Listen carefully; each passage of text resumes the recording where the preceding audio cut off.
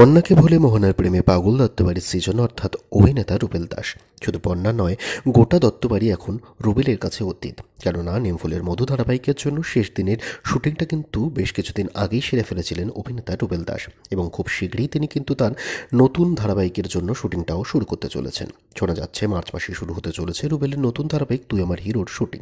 শোনা যাচ্ছে মার্চ মাসেই নাকি শুরু হবে টিভির পর্দাতে এই ধারাবাহিক অর্থাৎ তুই আমার হিরোর সম্প্রচারণও। যদিও ধারাবাহিকের শুরুর আগে ধারাবাহিকের ভবিষ্যৎ নিয়ে কিন্তু উঠছিল বেশ একটা বড়সড় প্রশ্নচিহ্ন। কেননা ধারাবাহিকের পরিচালক সৃজিত রায়ের সাথে ফেডারেশনের কিন্তু বাগবিতণ্ডা প্রকাশ্যে এসেছিল বেশ কিছুদিন আগে। পরে অবশ্য ক্ষমা চেয়ে নেন সৃজিত, এবং তাই ধারাবাহিকের শুটিংয়ের পথে তার কোনো আর বাধা নেই। ধারাবাহিকটির জন্য প্রথমবারের জন্য জুটি বাঁধতে চলেছেন জনপ্রিয় অভিনেতা রুবেল দাস এবং জনপ্রিয় অভিনেত্রী মোহনা মাইতি। ধারাবাহিকের নামের মতো কিন্তু ধারাবাহিকের শুরু থেকেই কিন্তু নায়ক হলেন ধারাবাহিকে রুবেল। ধারাবাহিকে এক নামজাদা সুপারস্টারের চরিত্রে দেখা মিলবে রুবেলের।